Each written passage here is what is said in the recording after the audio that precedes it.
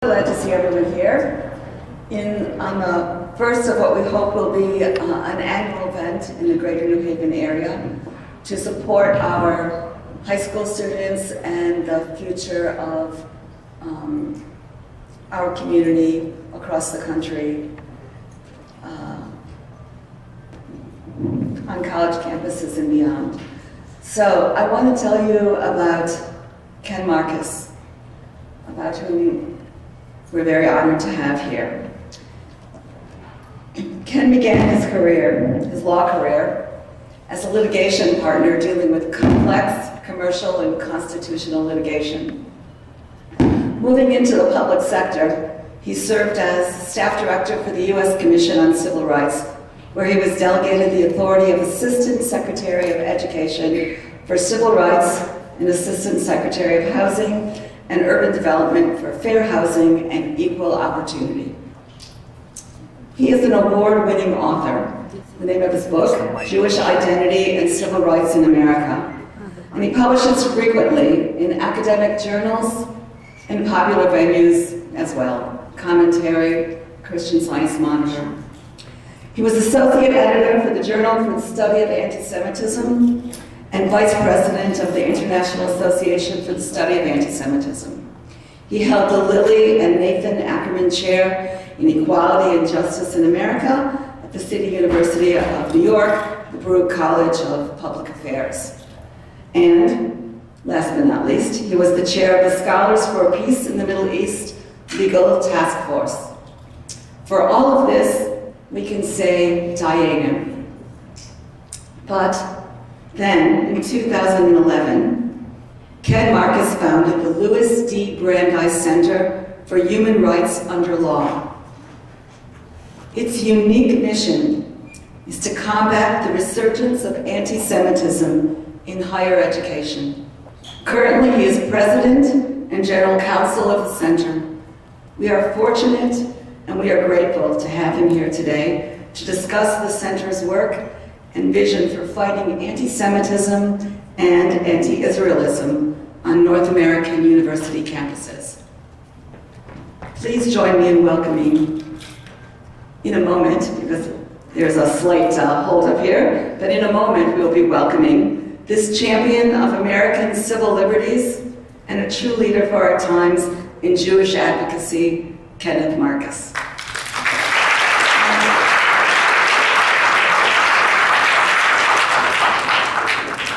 I might ask you to clap again because I just got the high sign that there's a hold up at the door, but he will be here momentarily. And here he comes. And now,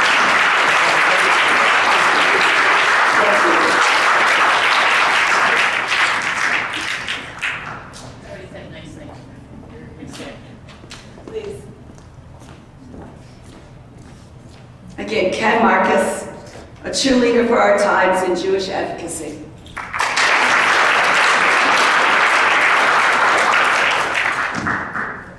Thank you. It's good to be back. Thank you, Jerome, for helping put this together, and thank you to the leadership in the Federation and the community. I think it's worth saying that not every community is as aware as I think that you are of this. Oftentimes, I find Jewish communities either are not conscious of what's happening to Jewish students on college campuses, or they prefer not to address anti-Semitism and deal with it head on. And there are lots of reasons for it.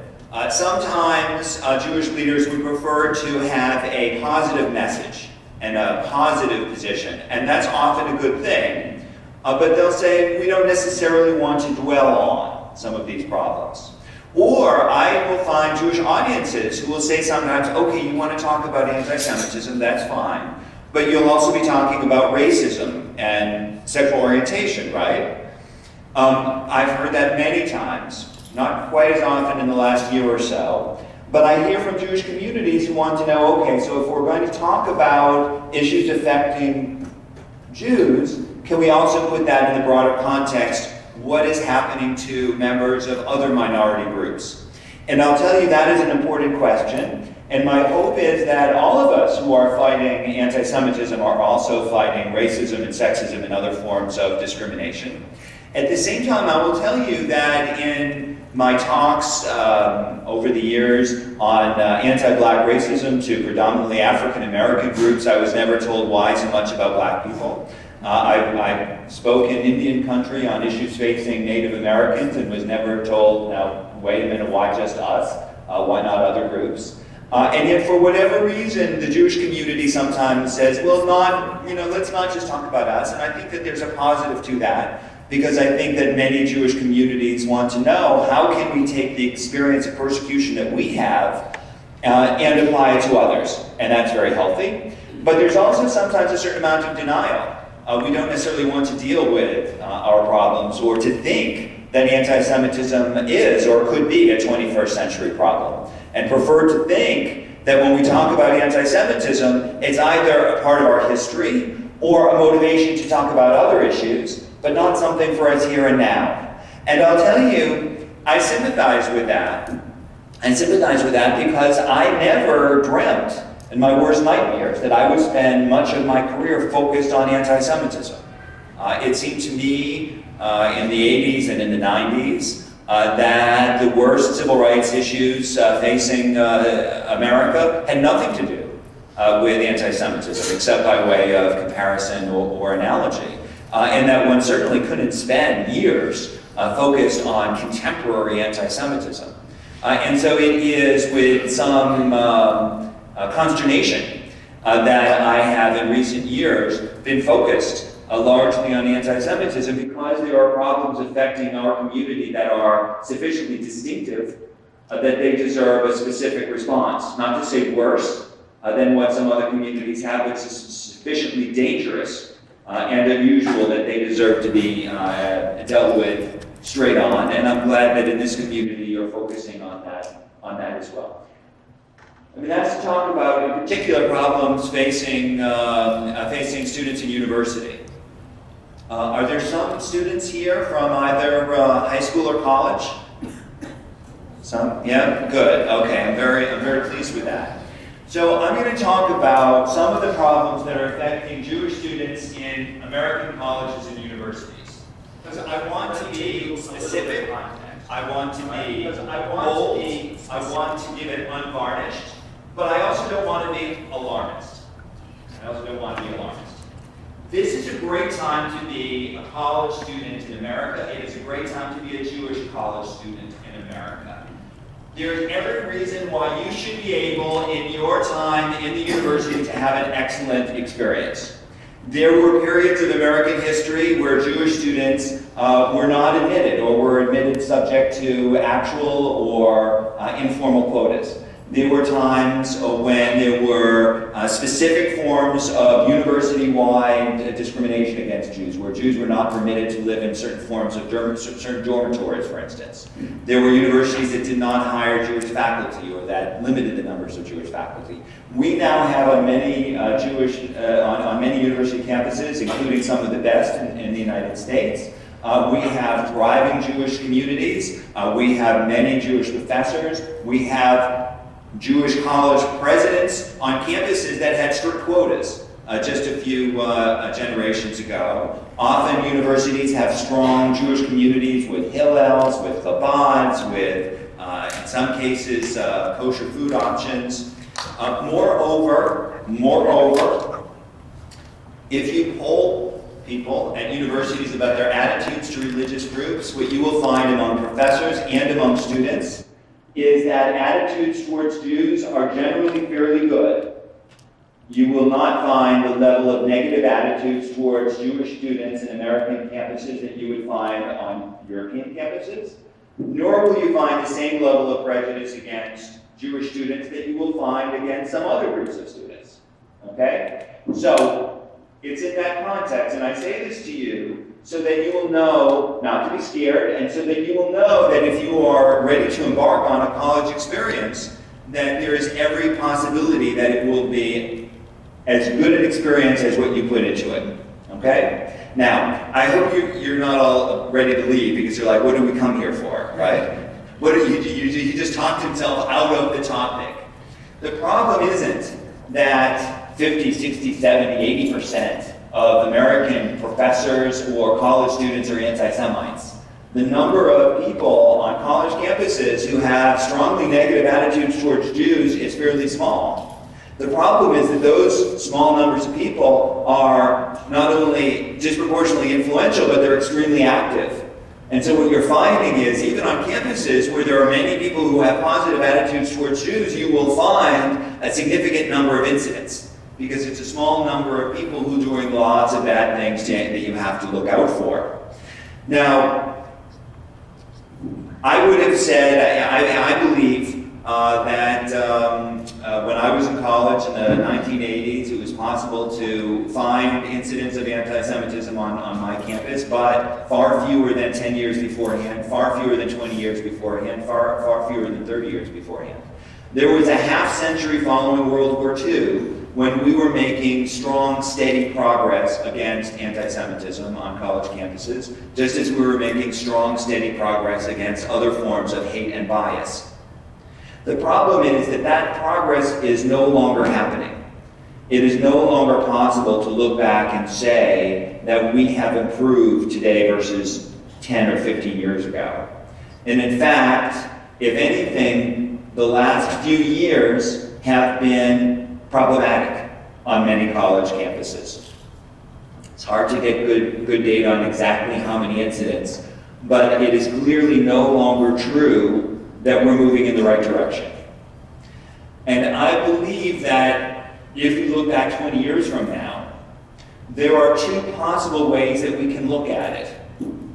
One way is to say that we made strong, steady progress for 70, 80 years, except for a small blip, a small anomaly around the years 2010, 2015, when things weren't going so well, but then we turned it around and things went back to the progress we were making. And that's possible.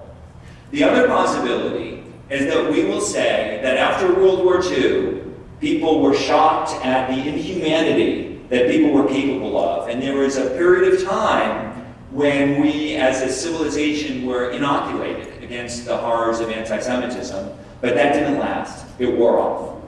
It wore off. And after many decades of progress, by the early years of the 21st century, things went the other way and started getting worse and worse. The reason that I do what I do, the reason that I founded the Louis D. Brandeis Center for Human Rights to fight anti-Semitism on college campuses, is so that when we look back, I want this to be an anomaly, this period of time, and not a trend. What are the facts today? We worked with scholars at nearby Trinity College on a survey of Jewish college students. They asked questions of 1,100 students at several dozen colleges and universities around the country, and they asked them, they said, however you would define anti-Semitism, have you personally experienced or witnessed anti-Semitism, you personally, within the last academic year? More than half of them said yes. 54% of Jewish American college students interviewed around the country said yes. And it was true across the country. It was true of men and women. It was true of different groups. Some people think, well, was it just people who are Orthodox and who might wear a kippah? No. It was not. It was across the board. But was it just students who are involved in strongly pro-Israel groups like AIPAC who have this notion that anything that's critical of Israel is anti-Semitic? Well, no. I mean, it is true that those students who said that they were associated with AIPAC reported higher levels of anti-Semitism than those who were not. For AIPAC students, it was almost 75%. And we don't know if that's because they have a different view of what is anti-Semitism, or maybe they're aware of different things or face different things. On the other hand, if you're familiar with J Street, which is politically a very different kind of Jewish organization, J Street students reported approximately 49% said that they had personally experienced or witnessed anti-Semitism in the last year. So only a shade lower than the 54% nationwide. So what we're finding is not so much that everybody on the college campus is an anti-Semite. What we're finding, though, is that a small number of people are engaged in incidents that are felt to be anti-Semitic by half of college students nationwide each year. And of course, of the half who said that they didn't personally experience or witness anti-Semitism last year, they might have personally experienced it the year before, or they might witness it next year, right? So if you're asking about a 4-year period, presumably it's going to be higher than that, and therefore cause for concern. Now, what are we talking about? What are we talking about? When someone says that they've experienced an anti-Semitic incident, it could be lots of different things, right? It could be an insult. And maybe it's an insult that you would find anti-Semitic, but you would say, well, no, it was just a joke, right? There's some of that. Sometimes it's more serious. Sometimes it's vandalism. Sometimes it's a threat. Sometimes it's assault. You hear about the student from Temple University earlier in this academic year who went to campus a few days earlier during the orientation period because he wanted to advocate for Israel. And he went to the table of the Students for Justice in Palestine to discuss with them his views on Israel. And got punched in the face. There was a dispute whether he was slapped or hit with a closed fist, but either way, he was hit hard enough to go to the hospital. Maybe that was partly about his being Jewish, maybe it was partly his being an outspoken Israel advocate, but it was something having to do with the way he was expressing himself as a Jew.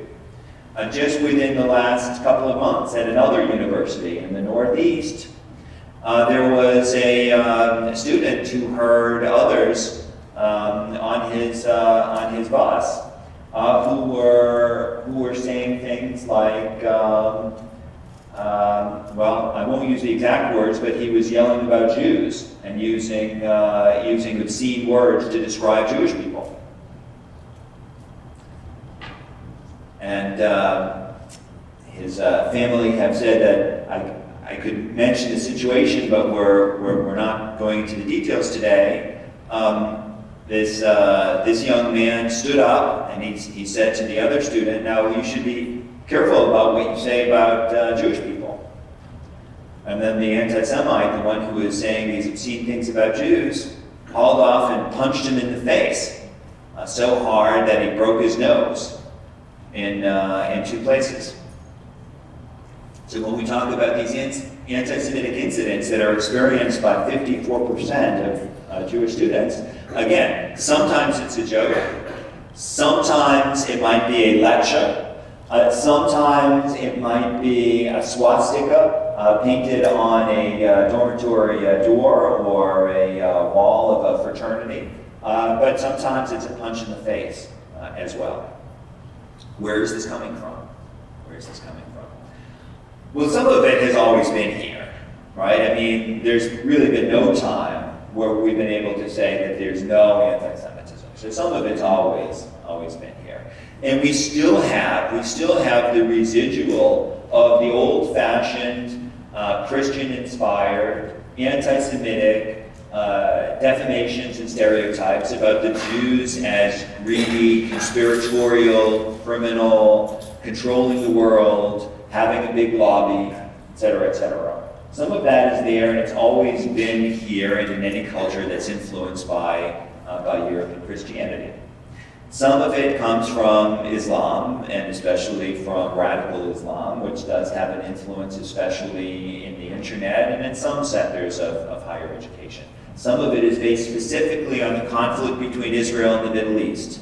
And we know that during times when there is turmoil in the Middle East and when Israel is in the newspaper, there are more problems on college campuses than at other times. So that several months ago, in the wake of the Gaza conflict, there was a considerable spike. And the fall semester, we saw far more anti-Israel incidents on college campuses than we had seen in prior years. So that's partly because of the Gaza incident, but it's also partly because there has been a trend in anti-Israel activism on college campuses. Some of it is connected with left-wing politics, some of it with anti-globalism, anti-colonialism, and other trends that are well entrenched in higher education right now. Now, when we see campuses that have a strong anti-Israel presence, that doesn't necessarily mean there's going to be anti-Semitism, right? It doesn't necessarily mean that because you have someone to give a lecture about Israel that might be based on misinformation, that people are going to say things about Jews. We do, however, find that when there is anti-Israel activism on a campus, there is much more likely to be explicit, unmistakable anti-Semitism as well. So, for instance, at the University of Michigan, where there was a heated battle over a boycott, divestment, and sanction resolution last year, students were called kike and dirty Jew if they supported the state of Israel. Now, that was part of a debate on Israel, but it was also exceptionally nasty, derogatory remarks. Similarly, at the University of California in Santa Barbara a year ago, where we saw there was a BDS resolution. At the same time, we had a Jewish woman who was spit at for wearing a Star of David necklace, and so on and so forth at the University of California at Irvine. We've seen over the years many, many cases where anti-Israel hostile speakers come to campus and they use in their lectures clear stereotypes of the Jews as powerful, corrupt, greedy, conspiratorial. And then in their wake, there is vandalism of Jewish institutions and of posters and flyers advertising Shabbat dinners and so on and so forth. And of course, some of this anti-Israelism would be bad enough as it is, even if it didn't have unmistakable anti-Semitic elements about it as well. So what I'm saying is that we need to keep this in perspective. We don't want to think that this is a situation where it is impossible for a Jewish college student to have a healthy, happy, successful college experience. On the other hand, we have to be very clear-eyed about the threat that many Jewish students are facing. So why are we having this problem now? Well, there are several things. The first, I will tell you candidly, the Jewish community is divided on this. Virtually whenever there is an anti-Semitic incident on just about any college campus in the United States, if there is at least one Jewish organization that wants to say, we've got to deal with this, we've got to fight it, there will be other Jewish organizations who say, no, that's not. And these aren't just Jewish organizations that are anti-Israel. And of course, there are some Jewish organizations that are hostile to the state of Israel. There are also Jewish organizations that will say, you know what, let's not be too loud or bold or outspoken. Let's just work behind the scenes, right? Sometimes working behind the scenes is useful, but you also have to speak out and defend your rights. Sometimes Jewish organizations will say, you know what, this anti-Semitism thing, it's a problem, but it's much more important to focus on outreach to other groups like Arab and Muslim groups. There will never be peace in the world if we focus on the things that divide us. We have to instead focus on initiatives that bring us together. And talking about anti-Semitism is off message. Well, I think that outreach is a tremendous idea, and virtually all of these outreach programs have some merit. But when you have Jewish students who are being attacked, it seems to me it's not a time for making excuses for not dealing with it and dealing with it boldly. If there is a hate or bias incident affecting virtually any group on campus, the university administration might respond or not respond. They'll have lots of considerations. They'll want to know, was there protected speech or not? They'll want to know, how bad was it? They'll want to know, what is the group? They'll want to know who should speak out and why. But generally speaking, If a group is attacked and the president supports that group, the president will be applauded by members of the group. But if there's an anti-Semitic incident and the president of the university speaks out against it, you will sometimes have Jewish groups criticizing the president for speaking out. And Jewish groups will sometimes say, well, let's not go overboard in saying things that could suppress the speech of others. Now, I believe strongly in the importance of freedom of speech and academic freedom. And I certainly think that university administrations should be equal-handed in dealing with that for all. And yet, it is a real problem when the community cannot take united action to fight against something that is harming Jewish students because of concerns of those kinds. So what are the things that we can do? What are the things that we can do? I'm going to start by saying just a few words to those people who raised their hands when I asked if you were a student. First thing I'm going to say, and we can talk about this later as well, but there are a few points I want to make very clear. First advice is keep your eye on the ball. Okay? If you're in college, get your degree. Right? Whatever else you're doing, focus on your studies and your top priorities. Okay? Second, keep the moral high ground. Remember what you learn in synagogue, from your parents. If there's a conflict between different groups, make sure that you are doing the right thing. Third, stay safe. Avoid situations in which you could put yourself into some sort of physical jeopardy, because that can happen. Don't do something that could get you either physically harmed or into any sort of legal problem. But subject to all of those things that come first, think about standing up and making your voice be heard. Because there will be a lot of reasons why people aren't doing that on your campus. There will be people hearing and seeing the same things that you're hearing and seeing, and they would just rather stay out of it and ignore it and just stay with their studies or their parties or their fun. Fighting injustice is not always a good way of making friends or being popular. Fighting injustice sometimes will get you a reputation as an activist. And some people will think that that's cool, but some people will think that it isn't. You have to decide what you think is important. And I would suggest that if pursuing justice and doing the right thing is important to you, then the fact that it's not popular with others shouldn't be a big concern. Now, for those people who didn't raise your hand when I asked if you were a student, there's some other things that have to be done.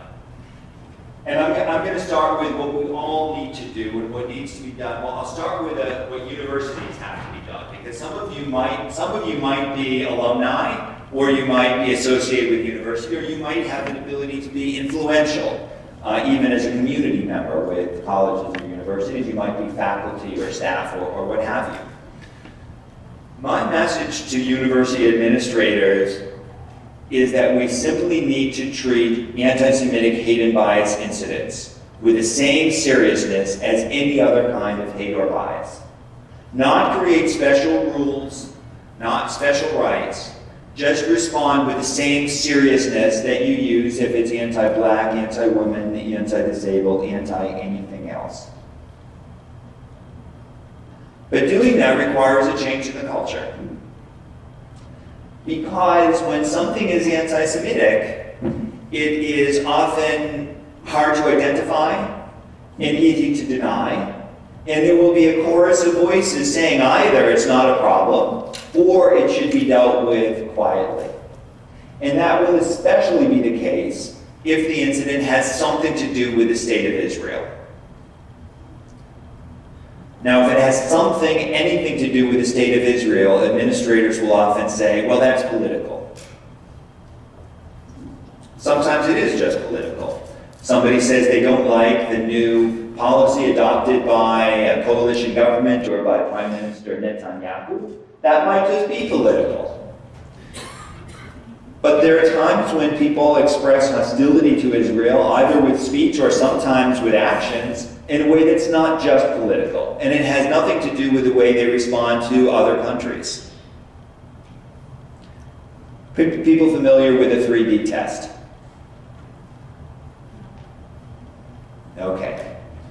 So people ask me the question, how can we tell the difference between someone who's anti-Semitic and someone who just doesn't like Israel or has some disagreement with some policy of the Israeli government? And you can't always tell, but it's not as impossible as people make it out to be either.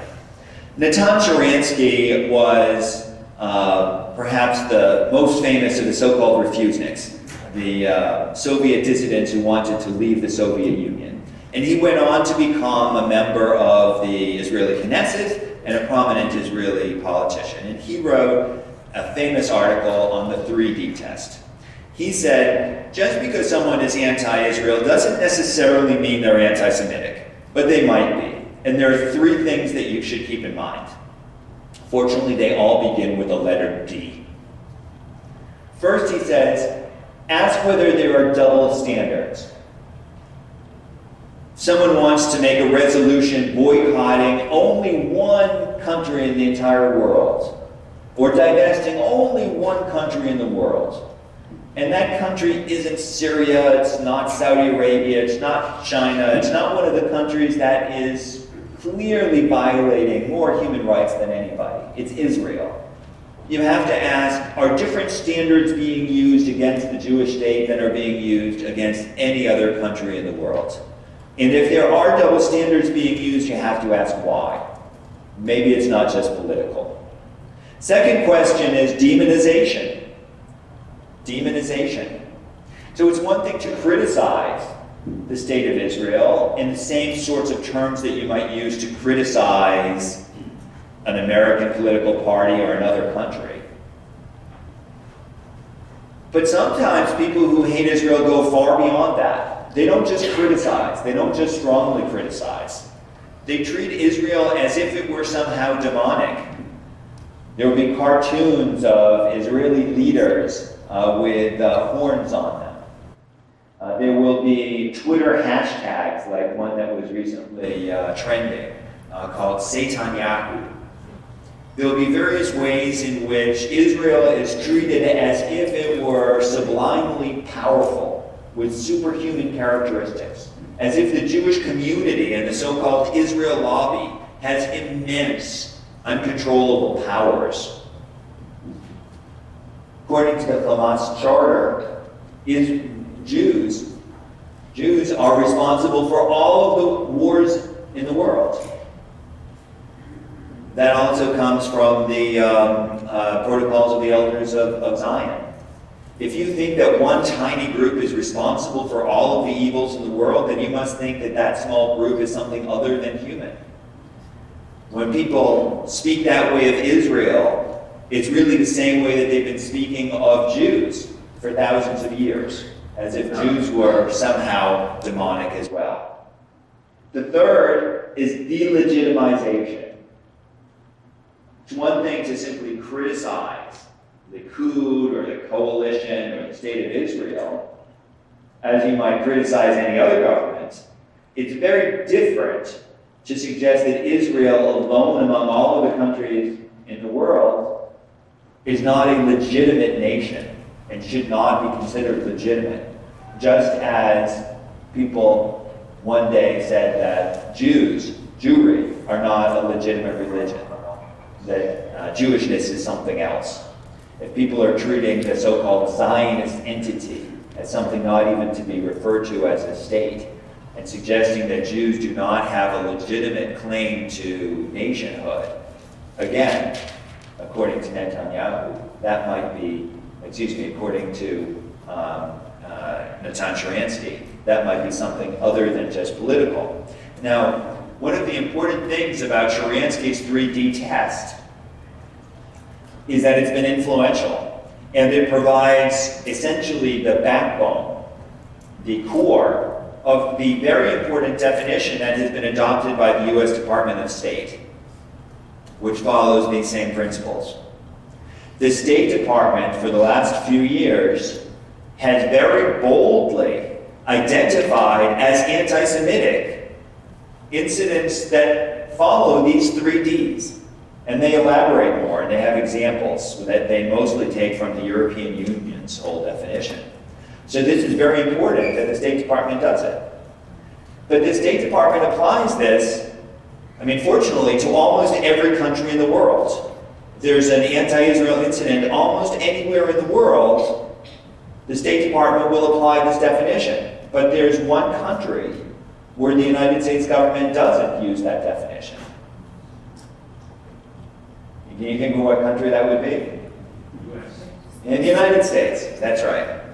Because it's the State Department definition, the other agencies won't use it, and the State Department doesn't have authority to deal with the United States. Its authority is only international. So the same incident could take place in Paris and in New York, and if it happens in Paris, the State Department can identify what it is. But if it happens in New York, the government may have no idea what it is. And in fact, my former agency, the U.S. Department of Education's Office for Civil Rights, investigates incidents on college campuses, and we at the Louis D. Brandeis Center sometimes bring their attention to problems on college campuses. And yet they often have difficulty figuring out when is something anti-Semitic and when is it just political, because they don't have guidance on this. It has not been clarified within that agency in the years since I left. And you can say, well, the federal government has adopted principles that are clear, that are sound, that are based on rigorous scholarship, that have also been similar to principles adopted in other parts of the world. But since it's state and not education, they won't follow it. So if you are influential, either individually or members of a civic organization, and have the ability to push for change, that's one change. It doesn't involve reinventing the wheel. It involves asking a member of Congress or asking the Department of Education, when we have strong federal tools for dealing with anti-Semitism, why is it that the U.S. domestic agencies can't deal with it? We can. At the Brandeis Center, we are continually monitoring colleges and universities, and we have chapters on law schools around the country to see if there are problems of this sort. And when there are, we work with other groups, we work with Jewish organizations, we work with civil rights organizations, we try to convince universities to take voluntary action. When the university will not respond appropriately, then we sometimes may have to threaten or even to take legal action. But even that requires 2 things. First, it requires people to speak up when they see something. If you see something, say something, right? Most of these incidents we don't hear about, or we hear about only too late when the statute of limitations passed and we can't bring a valid claim. Second, it requires someone who is willing not just to tell us about it, but to make a formal statement and perhaps testify. And that's sometimes hard to get. It's especially hard to get if Jewish organizations are divided. So what I think we need is for all of us to have the courage of our convictions, to stand together with unity as a Jewish community, to work with elected officials and government to make sure that Jewish students are treated with the same respect as every other group, and to support our students when they are at risk. I want to leave time for questions, so I will leave it with that hope that in the future we will be united and supportive of our students in that way. Thank you.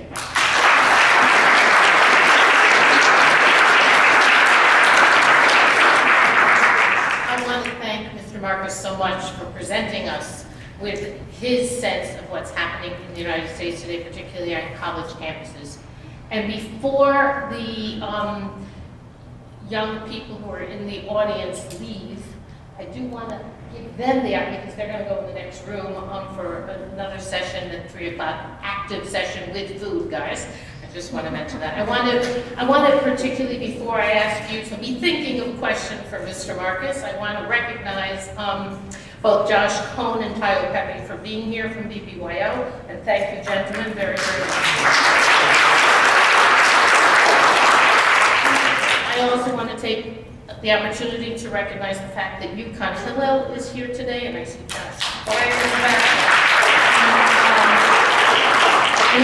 Josh is the president, I guess the outgoing president, Josh, right, of Yukon Hillel, and I want to say that this is an example of leadership, and I really hope that you will follow, you younger people, in his stead. It's very important that you step up. Mr. Marcus has talked about not being silent, working together with the community. Josh is the example of that, and I thank him.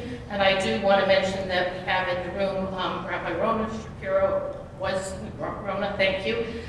She's holding the hand of her daughter very tightly before she goes off as a freshman to college at Emory. And Rabbi John J. Tilson in the back. Thank you, Rabbi Tilson. That should give you students a few seconds to all those thank yous, to see if you have any questions to ask Mr. Marcus before you go into the next room, the community room, for your own program. But I suspect that you're not silent and that you have some thoughts. So anybody who wants to take the first stab at a question, please raise your hand. Sure. Right. If you do you see that there's a mic right there in the middle of the floor, and you can just line up and ask a question. Emily, are you a student? No, can I just ask one quick thing? What is J Street? We do not know what that is. Should I do that? Okay, I'm sorry for not having given the explanation. She was a student of mine, but it's a few years ago. J Street is a national political organization that describes itself as being pro-Israel, pro-peace. But it is considered, I don't want to characterize too much, but it's generally considered to be more on the liberal or left side. And so there is a debate between some who agree that it's pro-Israel and some who say that it is not pro-Israel because it takes positions that are sometimes contrary to the positions of the State of Israel. So I gave it as an example of an organization that is in a very different political position than AIPAC, to point out that students who make it a point to associate with the pro-peace position that is takes a different view of Israel still report anti-Semitism at almost the same levels. We're getting adults, and that's great, but we're just going to hope, yes, and that's standing up. Come on.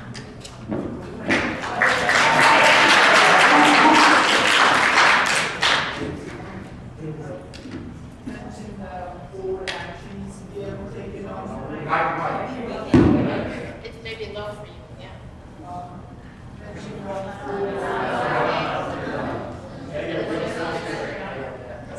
It helps, works better. Otherwise, just talk loudly.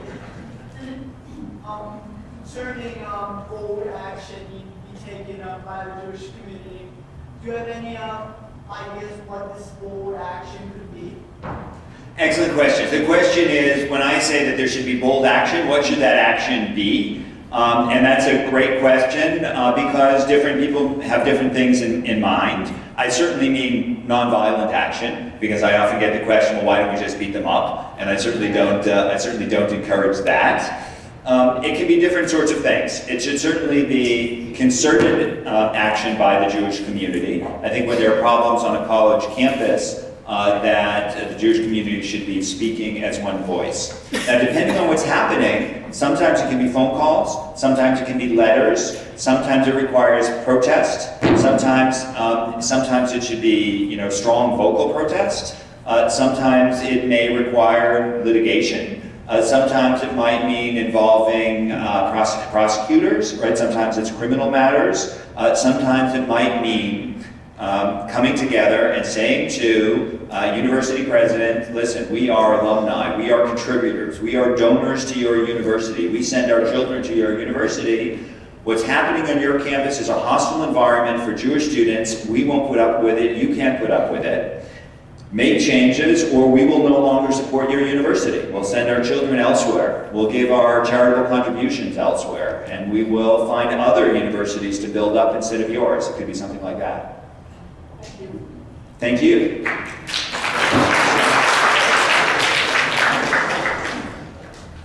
Any other student voices? Thank you, Robbie. Do you see any trends on certain universities versus others? Great question. Have I seen trends on some university versus other on anti-Semitism? And I would say the trend that we've seen lately is that it has become broader and more pervasive. A few years ago, we talked about the hotspot campuses that have a disproportionate number of problems. And so some of us who have a national perspective would spend a lot of time dealing with a handful of campuses, mostly on the east and west coast. And we would say that in the heartland, there isn't as much. What we have found is that over the last few academic semesters, it has spread out much more. Some of the campuses that had been more problematic a few semesters ago have quieted down a little bit. But lots of other campuses have become problematic to the extent that people ask me, well, is there a problem at this university or that university? And I could say, well, it's not on my radar screen, but I've seen serious problems on campuses this semester that weren't on my radar screen before. So it's definitely spreading out much more. And I would say that on those campuses that have a campus-wide debate over an anti-Israel resolution, usually a BDS resolution, there is a disproportionate likelihood that there will be other kinds of problems, other kinds of bias incidents as well. Just going to take a second. And I suspect most of the younger people in the room don't know what BDS is, and perhaps when you're next door or when you go home and you speak with your folks, please ask what boycott, divestment, and sanctions means, and they'll explain that to you. I also want, with your permission, to just give an example to some of you who ask, what can we do? You know, we're going to be freshmen, maybe sophomore at the colleges. What can we do? And let me give you the example for those of you who will be at college next year. Yale University this year had some swastikas that were written on the face of some of the buildings downtown. And I think the most powerful response was that the students of every single group on campus, religious and otherwise, came out together, took chalk, and made all kinds of signs with Jewish stars and very, very strong slogans for peace and pro-Israel statements.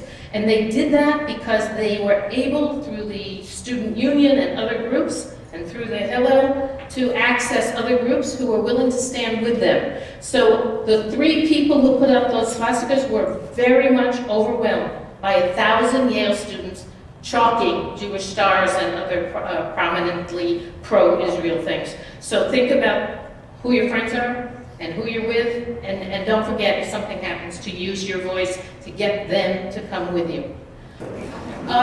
So I see already Arthur anticipates my next statement. Before, and I thank you, Arthur. But now it's, I don't know if the adults will ask as good questions as the young people did, but now it's the chance for those of you parents, grandparents, and interested community members to ask questions about anti-Semitism. I'm going to ask you, I'm not going to call on you, I'm going to ask you not to make, long statements, but to ask questions of Mr. Marcus, but line up behind Arthur, who's first among equals, but all of you have the right to do that, and I'll let Arthur lead, and then we'll do this for about 10, 15 minutes, And then we'll close. Anyone who wants to stay for further discussion, I'm here to help lead that. Thank you.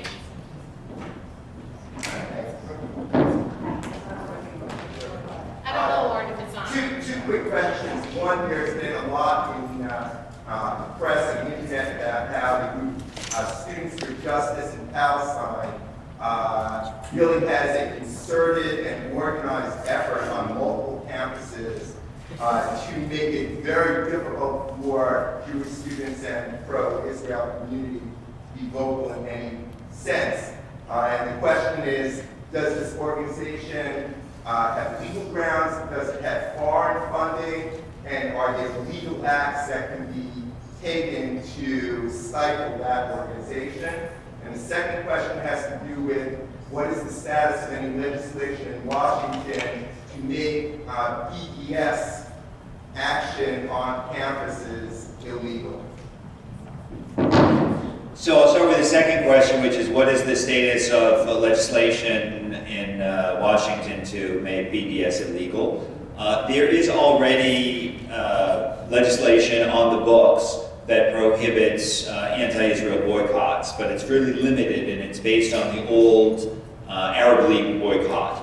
So currently, corporations are prohibited by various laws, including especially the Export Administration Law, from participating in a boycott at the behest of another country against Israel. There's also legislation in many states, including many states and many cities, against anti-Israel boycotts. But all of these are limited in the extent to which they can be used by lawyers. They have different sorts of limitations, either jurisdictional or otherwise. There have been a couple of bills introduced in Congress. Most recently, there was a bill that was focused on the European Union to restrict European boycotts on Israel. It got some publicity about a month or so ago as it was introduced. I'm not aware of any action that's been taken on it. There are various proposals that I've heard that maybe we could talk about later, but in terms of anything that's gotten legislative action, I don't think that there has been legislative action. I think that there's room for it. I think that there's room for legislation, for instance, that would prohibit universities that have received federal funds from engaging in boycotts against allies of the United States. But it's all in the very early stages. The first part of the question, though, had to do with the SJP, Students for Justice in Palestine. It had very many pieces, and there are other people, so I'll just say a few things about it. If you had asked me 5 years ago what organization is most involved in the anti-Semitic incidents that I'm seeing, I would have said, well, first of all, a lot of them aren't based on any particular organization.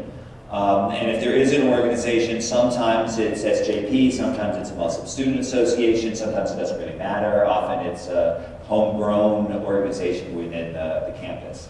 Nowadays, I would say that a very disproportionate number of the incidents that we see have some sort of connection to a group, and much of the time it's SJP. If there is an SJP on a given campus, SJP is likely to be behind some of the problems that we're seeing.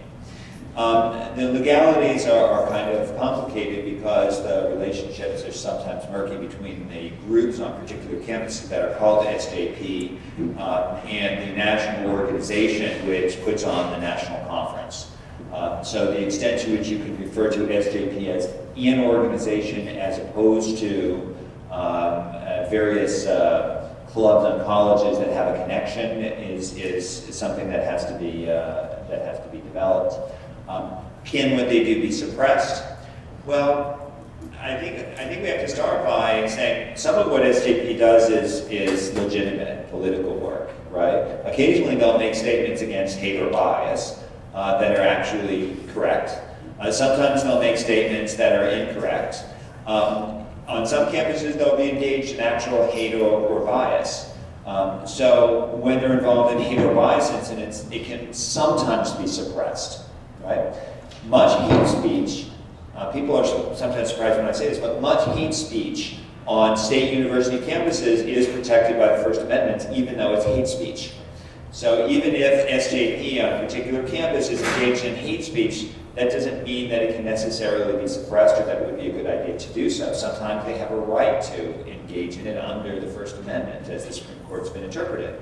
But sometimes it's not protected speech, and often it violates rules of the colleges or universities. And at least one chapter has prominently indicated that they plan to challenge rules of colleges and universities. So for example, SJP chapters on several campuses have been circulating flyers, mock eviction notices, that tell students you will be evicted from your dorm room. And students sometimes are alarmed until they read down to the bottom and see that it's a political message that's only it's not a real eviction notice, it's just a statement about what Israel is supposedly doing to Palestine, or to Palestinians.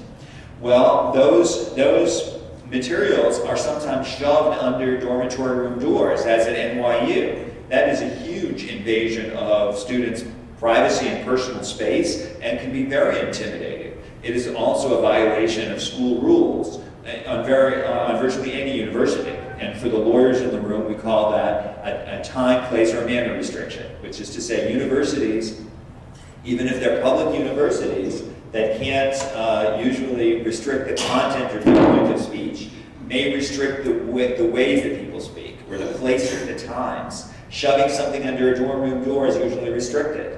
Often plastering it on a dormitory room wall is prohibited by rules that say it has to be on a bulletin board. Similarly, we've talked to colleges and universities about SJP's activities that create apartheid walls that block pedestrian traffic. Well, that's a violation of the rules that has to be stopped. Or it could create problems for persons with disabilities if they make certain areas inaccessible by walling them off. Or it could be that they're doing things without a permit. So oftentimes, the real concern we have about SJP is that they're peddling hate, but the fact that it's hateful is sometimes nevertheless protected, but they're doing it in a way that violates school rules. And what we ask for is the schools to enforce those rules even-handedly. Yes? I'm curious if you could review a little bit, as an example, as an illustration, the episode that we read about at UCLA a few months ago, where a Jewish student was accused really of her inability to be biased, unbiased, to sit on the board because she was a Jewish student. You must be referring to. Yeah, so you just want me to review the... Just review it. I'd like to know, it seems to me that the response of the university was tepid at best, unless I'm not up to date. And what would have been the appropriate response? It seems that those two... I've got you. So the question is, can I review the situation at UCLA recently, just assess the university's response and say what they should have done? My guess is some of you are familiar with it. It was in the New York Times a month or two ago. So what happened is that a well-regarded young woman applied for a position on the Student Judicial Council, which is part of the student government at UCLA. She was widely, perhaps universally acclaimed as being highly qualified, and yet she was grilled by student government members about whether she could be objective, given the fact that she is an active member of the Jewish community. During a debate of the student government, 4 members of the council expressed concerns about whether an active member of the Jewish community could be objective, until the president of the student council, who is Jewish himself, pointed this out, and the students backed off. The candidate was in fact confirmed, in the end, but not after having been grilled and perhaps held to a different standard than if she hadn't been a member of the Jewish community. This was an unusual situation in that the students did not have the presence of mind to say Zionist or pro-Israel or something else that would confuse the situation so people would think that they weren't being anti-Semitic. And I'm going to tell you, I've watched on the tape of this, and these students who are saying these awful things, they appear from their names to be diverse from the parts of the world that they're from. They talk like progressives. They don't have the usual stereotypes that one associates with bigotry, and yet they were engaged in clear double standards. They were also using stereotypes of dual loyalty against the Jewish people that had been used for many years. This was brought to our attention immediately. We have a chapter at the law school at UCLA by students, and we wrote the next day to the chancellor and vice chancellor asking them to make a strong statement condemning this, to investigate it, to educate and to take whatever actions are necessary based on their investigation, and we asked for some other things. The next day, the vice chancellor did make a statement that was published in the student newspaper, the Daily Bruin, I think it's called, and the Daily Bruin editorialized against it. I thought the vice chancellor's statement was important in that it was timely and high level, but it was not as strong or as bold as I would have liked it to be. So I was very pleased that she was quick, that she took the stand, but she certainly didn't go nearly as far as I would have liked. We then joined with a dozen or so other organizations in writing a follow-up letter to the chancellor and vice chancellor, and this letter was organized, I believe, by Stand With Us out of Los Angeles, asking the chancellor to make a personal statement and to take other actions. Shortly after, the chancellor did make a statement. Although that statement was good, I was very pleased. We thanked him for it. It's important that it came from the chancellor personally and that he responded. He wrote both about that incident and about another incident in which the David Horowitz conservative organization put up flyers about anti-Jewish hate that were perceived by some people as being anti-Palestinian, and the chancellor condemned both speech together. So we weren't able to praise him quite as strongly as we would have liked because it wasn't quite as strong.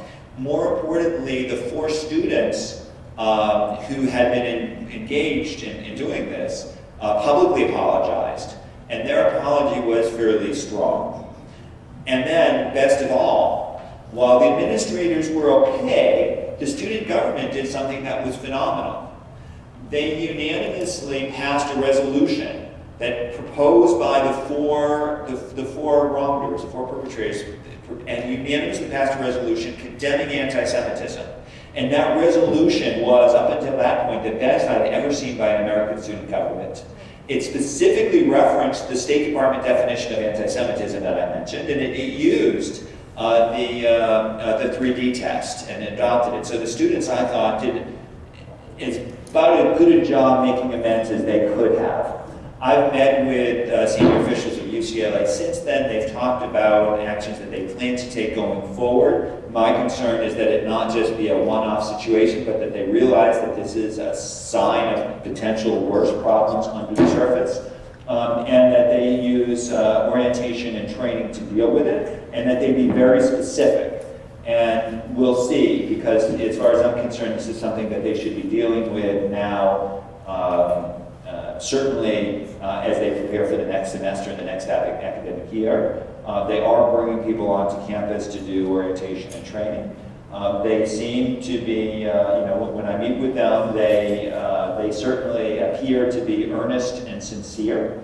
And we'll see whether what they do going forward is as strong as it needs to be. This is working now? So one of the problems that is happening on campus is that of professors using class time to make anti-Israel or anti-Semitic statements. My son experienced this at NYU just recently. I'm wondering, since these professors are often on federal grants, and certainly the institutions are all to a heavy degree funded by the federal government, is there a legal way to warn or even enforce a prohibition against this kind of speech in class? This is coming from chemistry professors, from all kinds of quarters. Is there a way, using civil rights legislation or other things, to prohibit people from using time paid for by federal dollars to promote anti-Semitism and anti-Israel? Yes, and since you say this happened recently, I hope afterwards you can give me some details, because these are the cases that we're continually looking for, so we're very much interested in these things. Yes and no. When something happens inside the classroom, there are always going to be particular protections. You refer to a state university, so we're not talking as much about the First Amendment per se. But we are.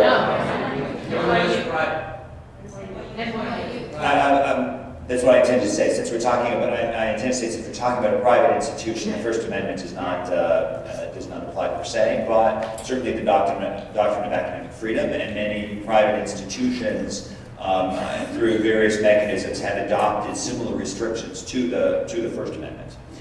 But if it really was something that was anti-Semitic, then it may create a hostile environment for Jewish students and/or Israeli-American students in violation of Title VI of the Civil Rights Act of 1964. And if so, and if we put the university on notice, timely notice, the university has an obligation to promptly and effectively respond. And if it doesn't, then it may have liability. If now, and NYU happens to be one of the universities that has a grant from the education department on, so this was in chemistry. If it happened in Middle East studies, then there might be other legal mechanisms potentially as well. But if it's in a chemistry or other unrelated class, if it is anti-Semitic or anti-Israel, then there may be. Right? The things that happen in the class are difficult because of academic freedom, but there may be, depending on the specifics. So I do want to know about that. What's that? We know that universities we know from sexual harassment, that universities are most responsive when they are facing some kind of publicity or legal pressure. And so I want to commend your organization, and to ask what can we do to help establish a nationwide network of such organizations on every single campus, so that when something happens to a Jewish boy or girl on campus, they know what to do, to whom to go, and immediately pressure can be put on the administration to respond strongly and appropriately. So that's a great question. Did you all hear the question in the back? No. Okay. So the question was, what can we do to create a nationwide network on every university campus so that students know what to do and who to go to if they face a problem? Because the lesson from sexual harassment is that universities are much more likely to respond when pressure is put on them, either through publicity or legal. I agree that universities are much more likely to respond when there is pressure put on them. And we have to understand that pressure is sometimes put on them to do nothing or to do the wrong thing. So it's very important to have pressure going in the right direction. We work with lots of other organizations on this. Now the question is a nationwide network. We're working with other groups to publicize on a national basis phone numbers that they can call, places to go to. We certainly at the Louis D. Brandeis Center advertise to students the fact that they can call a Brandeis Center lawyer for help or advice. We get that word out through Facebook and other mechanisms and hope that you can help us to do that as well. And we sometimes work with other groups to get we're working on perhaps a clearinghouse that will, for multiple organizations. guess sometimes it will be legal, sometimes it will be non-legal, sometimes there's some other function that should be involved, sometimes it's the faculty should be involved, and there are faculty groups to plug in, and sometimes it should be alumni group, et cetera, et cetera. I was asked at one point, should you have a nationwide chapter of a nationwide system of chapters so that students will come to you? And the rationale was that students need to know who to talk to in order to apply this sort of pressure. And it's one thing for us to work with lots of other groups, but the fact is that those groups have their own techniques that don't not necessarily involve the kinds of pressure that you described. So we went on a listening tour of campuses, and we asked undergraduates, graduates, professors, and others, what do you need, what would work, if we had a network like this, would it be helpful? When we went to undergraduates, they said, well, we weren't aware of that, we're glad to know about it, and we would be happy to get maybe speakers to come. But we don't need another organization because there are already too many organizations on the college campus, so thank you very much, we don't need another group. When we talked to law students, some of them said, well, you know what, there should be a nationwide network because there are lots of groups for undergraduates, but not really for graduate and professional students. So we're creating a nationwide network of law students who will both be aware of what's going on and who can work with undergraduates in their institutions to provide an effective response. Sometimes they can do it, sometimes we train them, sometimes they do it with us. Of course, there aren't law schools on every campus, so that only goes so far. And so what we're trying to do to supplement it is to work on a clearinghouse with other organizations as well. Can you comment on faculty being targeted for being Jewish? Certainly Daron experienced that, and then most recently at Connecticut College, there's a faculty member who's now being targeted. Yeah. There are not very many college professors who are publicly, vocally, not only Jewish, but pro-Israel. There just aren't very many. And there are lots of reasons for it. Being vocally pro-Israel can make you very unpopular. It can be very harmful if you're not tenured. Even if you are tenured, it can block advancement. Even if you've been advanced as high as you can go, there are all sorts of reasons in which professors don't want to speak out.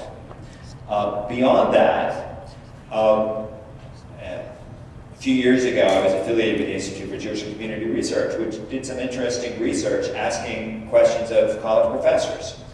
It asked them, do you think it's appropriate to introduce your views into the classroom?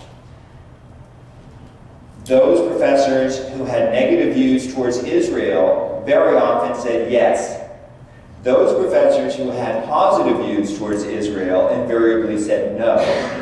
So the situation you have is one in which the relatively smaller number of pro-Israel professors are much more likely to be signed in the classroom and may be intimidated against speaking out elsewhere, whereas many students who hear views about Israel from their professors at all will hear them only from the anti-Israel professors. Since there are a relatively small number of local pro-Israel professors, it really isn't that hard to pick them off. And so what we have seen, both from student groups and professors, is efforts, sometimes orchestrated efforts, to intimidate and silence those few professors who are outspoken on Israel. Usually they'll try to come up with some pretext. They won't just say shun them because they're pro-Israel, and they certainly will say it's got nothing to do with the fact that he or she is Jewish. They'll wait for a professor to say something that they are able to twist in a way that makes it sound bad, and then they will make a huge campaign to silence the person. There are various ways that we need to approach it, and they're all fact-specific. But in general, we need to understand that they are efforts to eliminate the academic freedom of one side in political debate. And I think that those who are doing that need to be, at a minimum, revealed as enemies of academic freedom. And those people who, on a college campus, whatever their views on the Middle East, who say they're for academic freedom, need to understand what's going on and need to speak up. So we're working with some academics who have those issues, and for each of them there's a different legal context, for each of them there's a different set of things that can or should be done. But for all of them, we need to stand up for their academic freedom. Last question.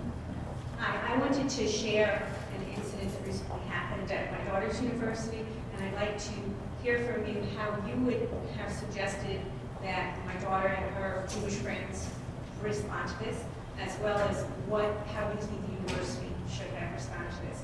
My daughter's a sophomore at the University of Rochester, and she had previously felt very comfortable being a Jew there. There's a large Jewish population there, an active one. Recently, an organization that was actually begun recently in Brandeis, the Coalition Against Anti-Semitism in Europe, also created a student branch at the University of Rochester. And they sponsored a candlelight vigil on March 30th and advertised this with posters with the organization's name on it, the way something is supposed to be advertised. And what these posters simply stated was a gunman opened fire at the Great Synagogue, killing a member of the Copenhagen Jewish community and wounding 2 police officers. Join us on Monday, March 30th at 9 p.m. on the steps of Wilson Commons for a vigil in solidarity with European Jewry. And the other posters cited different incidents of anti-Semitism in Europe. On the morning of March 30th, the day that this candlelight vigil was supposed to occur, on an anonymous sign, without the name of an organization, without the name of a person, was taped to the bottom of these signs that were posted advertising the vigil. That stated, on December 30th, 2014, Israeli border police made an incursion into the Eton neighborhood. Having arrested one 12-year-old Palestinian boy, Israeli border police fired over 30 tear gas canisters into the area, into a crowd of predominantly teenage boys, engulfing the area in tear gas. During the month of December, 170 tear gas canisters and 19 stun grenades have been fired by Israeli forces at school time on 14 of the 20 days children have gone to school. Now, my daughter, I thought, responded very appropriately to this and called me and said, Mom, to me, this is basically saying that it's okay to kill Jews in Europe because Israeli police are spraying tear gas in Palestinian neighborhoods. And she wasn't sure how to respond. So I'd like to know your thoughts on this. Oh, okay, I can't repeat the whole building of it. Let me just ask, this second material, was it improperly attached to the first one? It was taped to the bottom of the sign advertising candlelight vigil. It was, no one knows who put it up there. We don't know if it was a student, a group of students, an organization. There was no identifier on it. But it was literally taped, packing tape to the bottom of the other sign. Okay, so first there's the question of this wasn't just a regular flyer, but it was something that arguably vandalized the first one, right? It didn't cover it initially. It didn't cover it, but it was nevertheless arguably a vandalism. So what I would say, whenever there's anything that could be a vandalism, it should be taken seriously and dealt with. I'll give you just quickly a different example. I'm not sure quite deals with this. We had an event that we put on at Northeastern Law School with an Israeli lawyer speaking about the IDF and how it deals with asymmetrical warfare. Someone scrawled a swastika on it. And a law student saw that and immediately was horrified and took the poster that had been defaced and threw it in the trash so people wouldn't see the swastika. Then another student, one of our, member of our chapter, as I was proud to say, found out about this and said, let's go get it, fish it out of the wastebasket immediately, and then report it as a bias incident, take it to the university president, and they ended up getting the university president to make a strong public statement against this sort of thing. So when there's any sort of vandalism, it's worth not just trying to erase it, but trying to see if you can get a response. I don't know if that would be the case here. But let's just take the fact that the response to some speech against anti-Semitism was a diatribe against Israel. So people ask, well, what should we do when there are diatribes against Israel in general? I think, in my mind, there are three approaches that should all be used. The first is, those who care about Israel should focus on presenting a positive image of Israel. We can't just be responding and reacting, and we can't just be fighting the other turf.